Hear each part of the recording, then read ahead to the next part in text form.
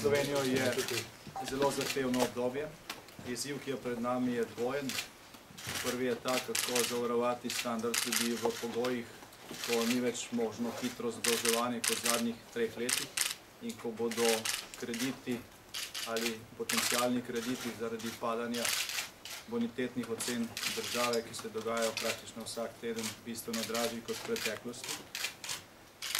Drugi del tega izziva pa je vprašanje, kako v težkih oziroma zahtevnih razmerah ustvariti pogoje in manevrski prostor slovenskemu gospodarstvu, da bo ponovno dosegalo realne stopnje rasti in ustvarjalo nova delovna mesta. Po našem mnenju lahko mi prvi cilj dosežemo samo s pocenitvijo delovanja države in to takoj.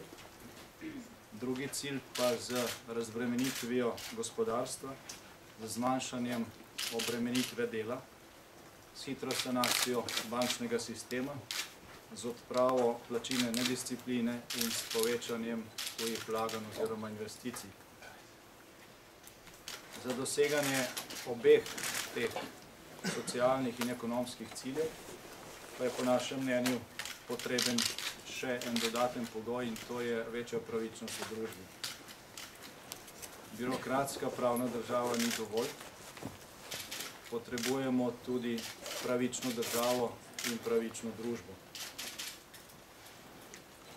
Tukaj gre za vprašanje neke osnovne družbene pravičnosti, ki jo vsi pogrešamo in se preprosto povedano izraža v tem, da se v družbi ve, kaj je prav in kaj je narobe in da se dobro nagrajuje, slabo in nepravilno pa kaznuje.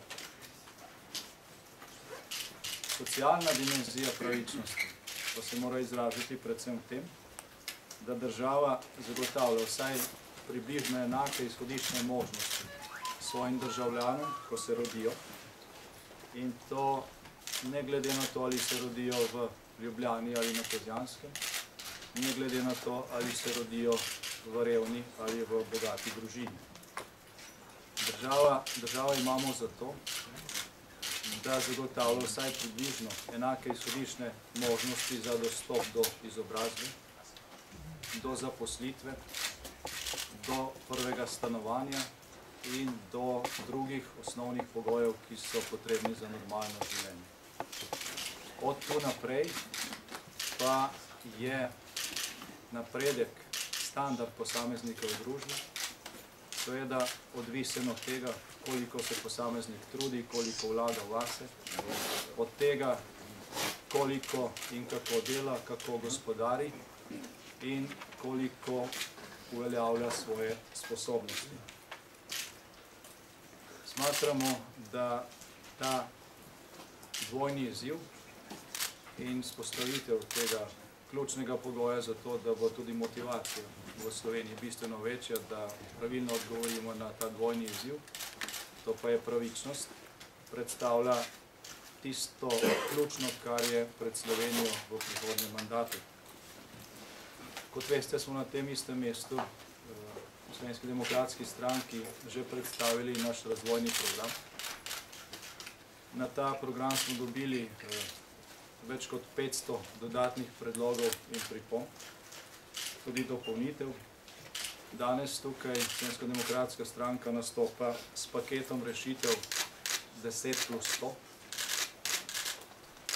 pri čemer številka 10 pomeni 10 najpomembnejših rešitev za prvih 100 dni vlade in številka 100 pomeni 100 najpomembnejših ukrepov za to, da Slovenija v 4 letih naslednjega mandata zavaruje standard ljudi, omogoči ponovno gospodarsko rast gospodarstvu in ustvari dovolj novih delovnih mest, da bo to trajna podlaga naše blaginje tudi v prihodnje. Podrobnejše programe ima Slovenska demokratska stranka izdelane tudi za vsa področja.